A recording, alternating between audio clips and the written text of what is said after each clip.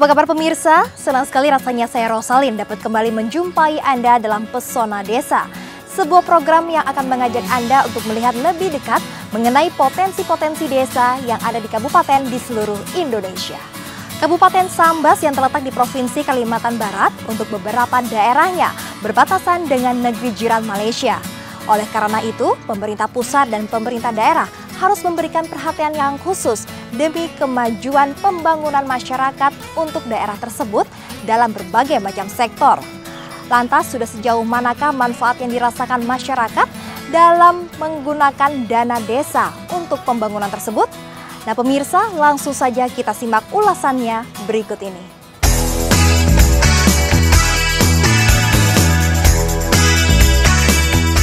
Kabupaten Sambas adalah salah satu kabupaten di Provinsi Kalimantan Barat dengan ibu kota Sambas. Sambas juga merupakan kabupaten yang terletak pada bagian pantai barat paling utara dari wilayah Provinsi Kalimantan Barat. Jauh sebelum era Presiden Jokowi dan kabinet kerjanya, banyak cerita miris sering kita dengar dari penduduk di perbatasan.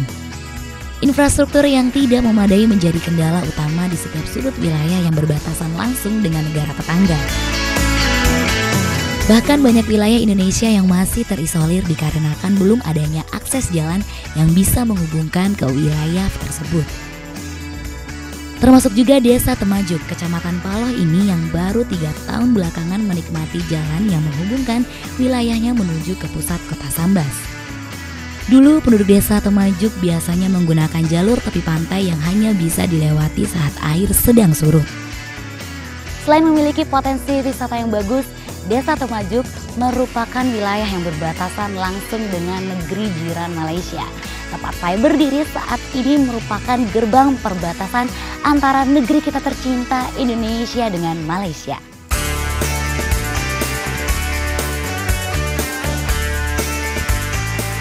Saat ini pemerintah, baik pemerintah pusat maupun kabupaten itu sendiri sudah mulai aware dengan pentingnya pembangunan di daerah perbatasan.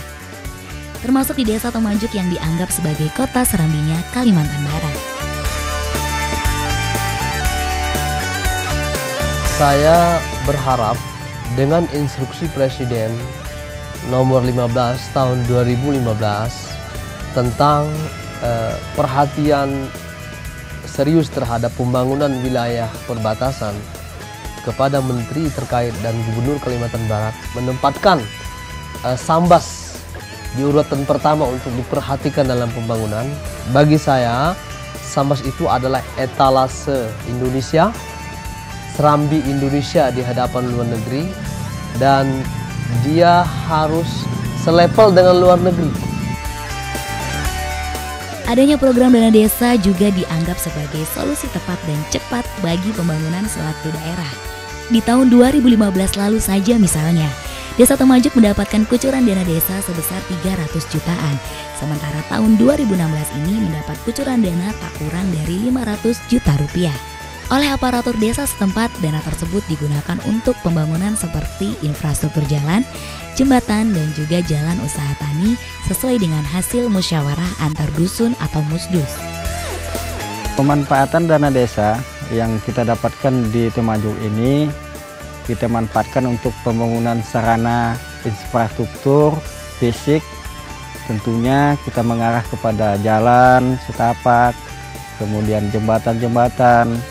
Itulah yang saat ini sedang kita bangun melalui dana desa yang kita dapatkan pada tahun 2015 sampai 2016 ini. Selain dikenal sebagai kabupaten yang berbatasan dengan negara tetangga, Kabupaten Sambas juga merupakan daerah yang menjadi tujuan favorit para transmigran. Salah satunya adalah Desa Mukti Raharja, Kecamatan Subah, di mana 100% dari jumlah penduduk desa ini diisi oleh para transmigran dari berbagai wilayah lain di Indonesia.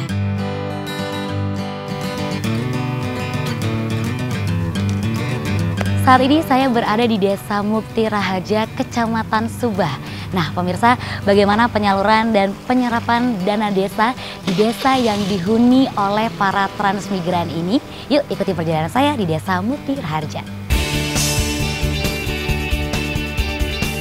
Dari total 1.599 jiwa jumlah penduduk Desa Mukti Raharja, mayoritasnya berprofesi sebagai petani. Dan yang menjadi produk unggulan para petani desa ini adalah kelapa sawit.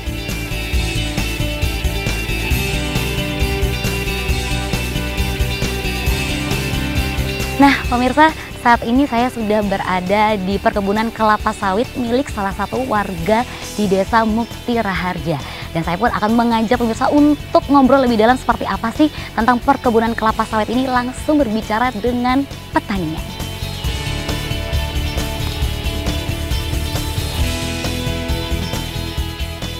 Infrastruktur jalan yang dari bantuan dari pemerintah, sementara waktu ini memang masuk ke perkebunan belum, masih untuk mengatasi di jalur-jalur perumahan dulu. Mudah-mudahan kan bisa juga sampai ke perkebunan.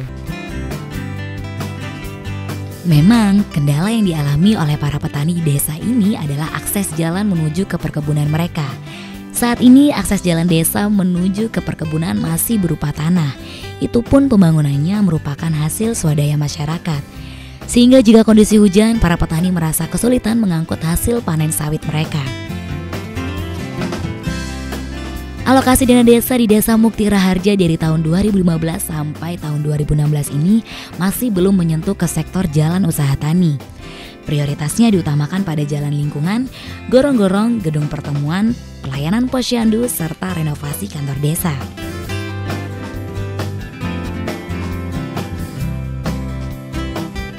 Dengan adanya dana desa, masyarakat Desa Mukti Raharja sangat berterima kasih, terbantu semuanya. Mudah-mudahan dengan pelaksanaan ini kami harapkan berjalan setiap tahun, Pak, sehingga pelaksanaan ini bisa berjalan dengan baik. Pertengahan 2016 ini alokasi dana desa di Desa Mukti Raharja mulai difokuskan pada jalan usaha tani. Hal ini tentunya dipercaya bisa memudahkan para petani mengangkut hasil panen mereka. Sehingga pertanian kelapa sawit yang selama ini dianggap sebagai roda penggerak ekonomi masyarakat desa bisa terus meningkat.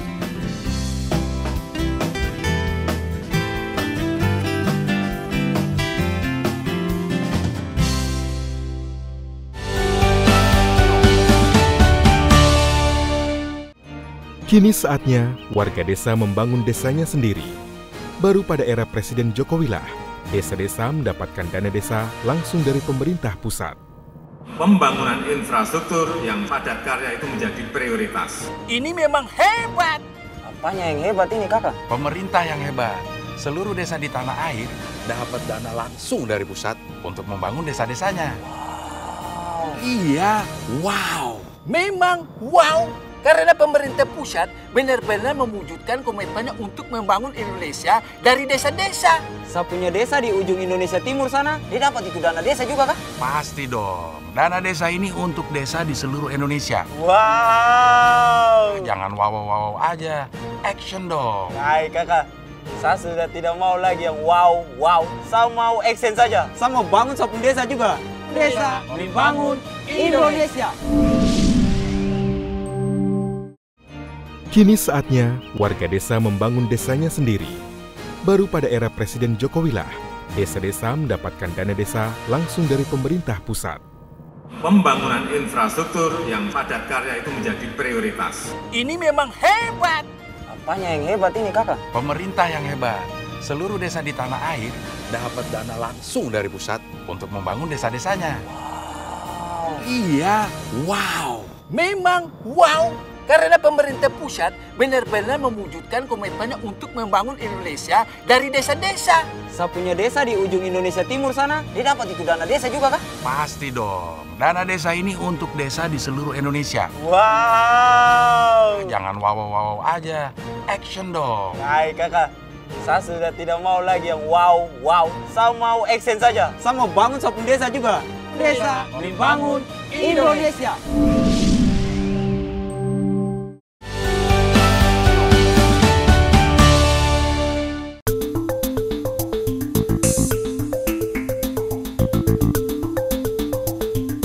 Perjalanan saya di Kabupaten Sambas terus berlanjut.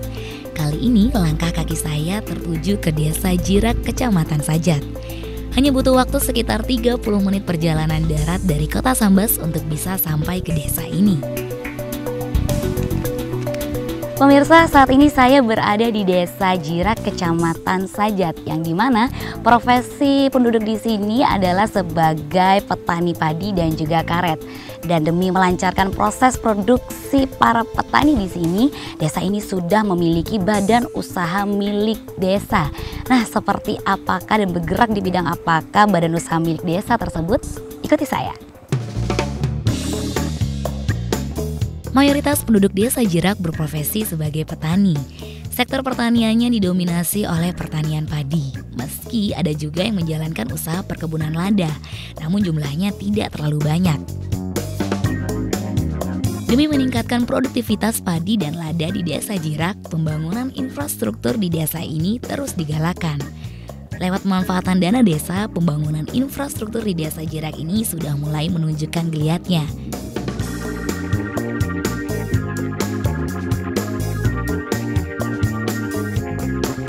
Seperti pembangunan jembatan yang menghubungkan antara desa dengan lokasi pertanian dan perkebunan.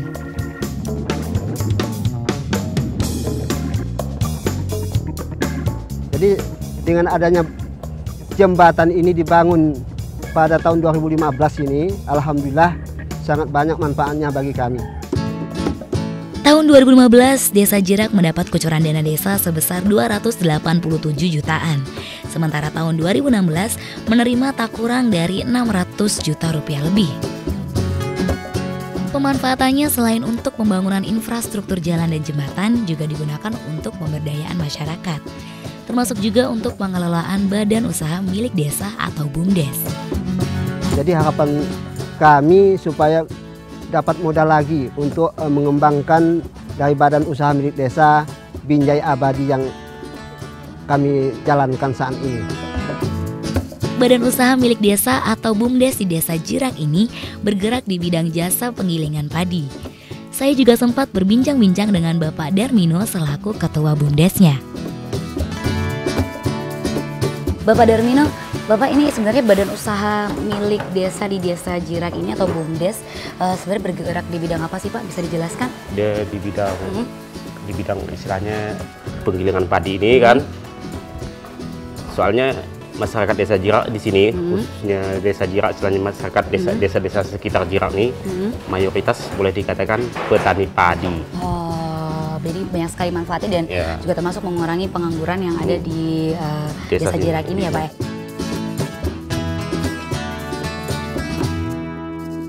Tahun 2016 ini BUMDes yang diberi nama Binjai Abadi ini menerima kucuran dana desa sebesar 38 juta rupiah.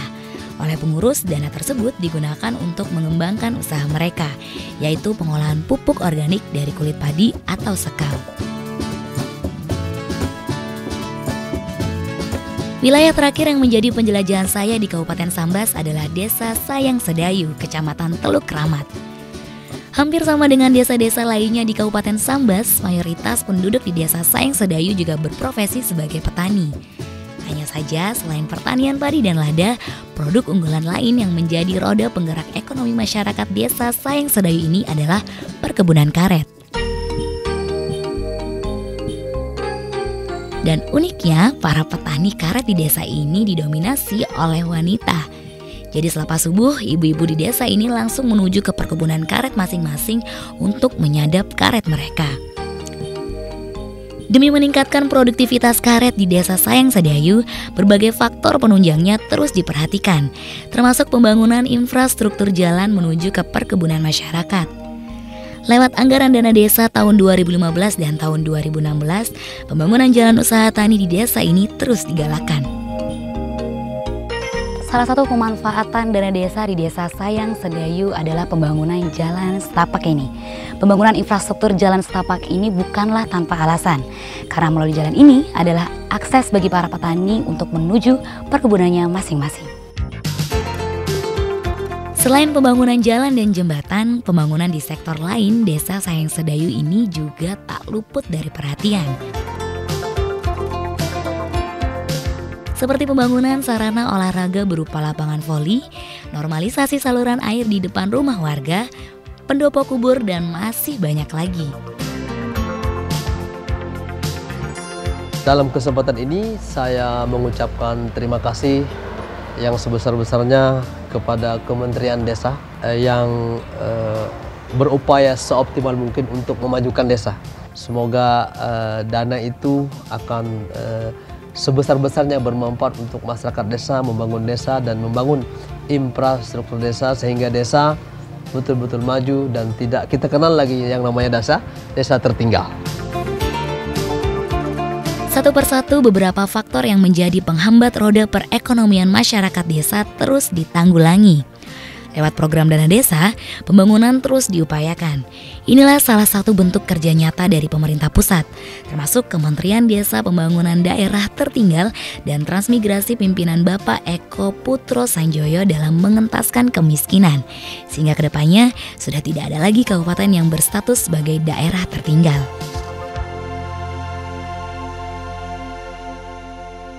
Adanya dana desa ini memang bagi saya sangat penting sekali untuk apa? Untuk bisa menstimulir bahwa ada dana dari negara yang bisa dimanfaatkan oleh desa untuk apa? Untuk membangun desa masing-masing dengan ciri khas masing-masing. Ya. Untuk itu apa yang diperlukan? Yang diperlukan menurut saya adalah bagaimana kemudian juga warga-warga desa mulai bisa dilatih atau dididik bagaimana memutuskan bersama, bagaimana mengambil keputusan bersama untuk kepentingan bersama dan untuk menentukan nasib mereka ke depan seperti apa. Tentu wujudnya bisa bermacam-macam, bisa infrastruktur, bisa kemudian juga ada misalnya mekanisasi pertanian dan lain sebagainya. Tapi intinya bahwa sekarang ini menurut saya sudah ada kebijakan yang tepat dan ada niat politik yang cukup kuat bagaimana kita sebetulnya melaksanakan kebinekaan dalam keekaan, ya, artinya di dalam keberagaman untuk kita bisa bersatu, ya, dengan lebih memberikan kesempatan kepada masyarakat desa untuk menata hidupnya, menata komunitasnya sesuai dengan nilai-nilai mereka. Saya kira begitu.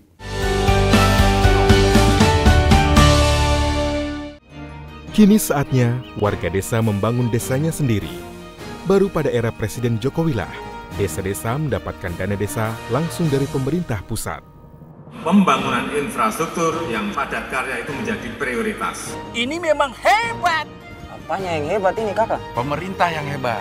Seluruh desa di tanah air dapat dana langsung dari pusat untuk membangun desa-desanya. Wow. Iya, wow. Memang wow.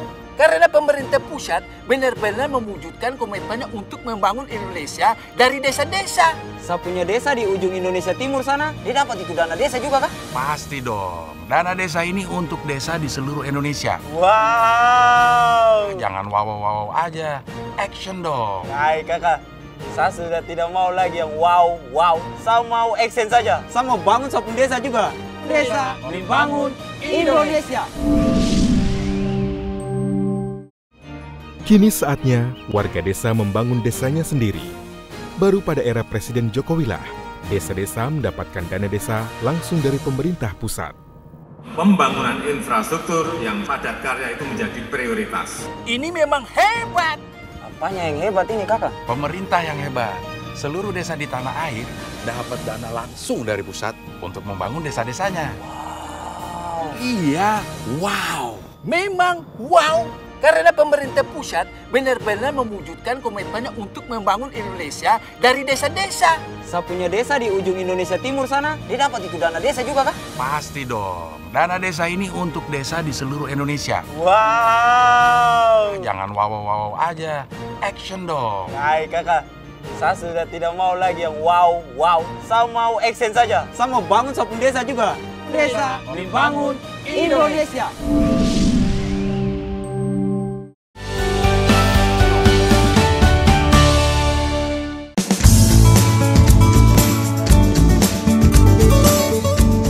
Kabupaten Sambas adalah salah satu kabupaten di Provinsi Kalimantan Barat dengan ibu kota Sambas. Kata Sambas konon mempunyai arti tiga bangsa yang berasal dari kata Sam atau tiga dan Bas atau bangsa. Tiga suku atau bangsa yang dimaksud adalah Melayu, Dayak, dan Tionghoa. Hingga kini tiga suku itulah yang mendominasi wilayah Kabupaten Sambas. Namun dari ketiga suku tersebut, suku Melayu lah yang mendominasi dari sisi jumlah penduduk. Hingga kini sisa-sisa kejayaan suku Melayu masih terlihat begitu jelas dengan adanya situs bangunan peninggalan kerajaan Melayu Sambas.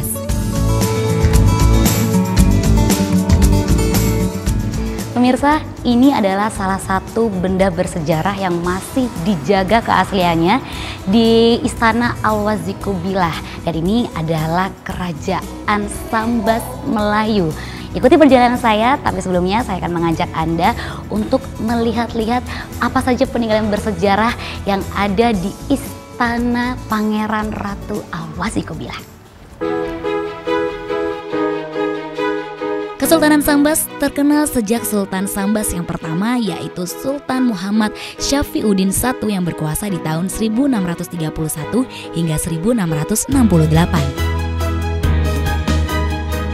Sementara istana yang saya kunjungi ini adalah bangunan yang didirikan tahun 1933 pada masa Sultan ke-9 berkuasa.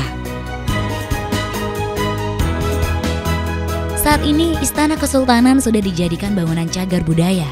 Setiap harinya ramai didatangi oleh para pengunjung, karena pengunjung bisa dengan bebas melihat dan memasuki setiap sudut ruangan ini.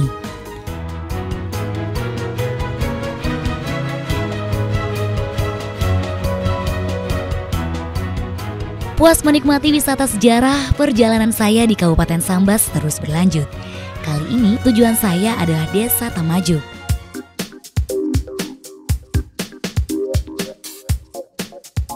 Desa ini terkenal karena memiliki potensi pariwisata yang cukup bagus, terutama wisata pantainya.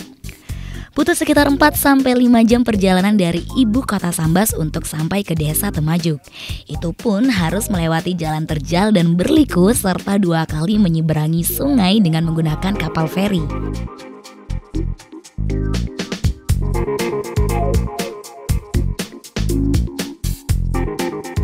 Perjalanan yang cukup melelahkan akhirnya terbayarkan ketika saya sampai di pantai Temajuk. Melihat bebatuan besar yang bergeletakan di sekitar pantai sambil menikmati suasana sunset membuat saya ingin berlama-lama berada di pantai ini. Sayangnya potensi yang begitu bagus ini belum didukung oleh infrastruktur yang memadai. Mulai dari akses jalan hingga penginapan masih belum banyak tersedia di sini.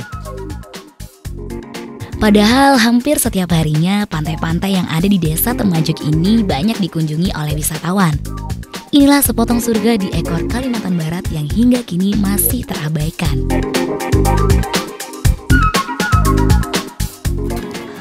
Sektor pertanian dan pariwisata diharapkan bisa menjadi penopang bagi laju pertumbuhan ekonomi masyarakat di Kabupaten Sambas.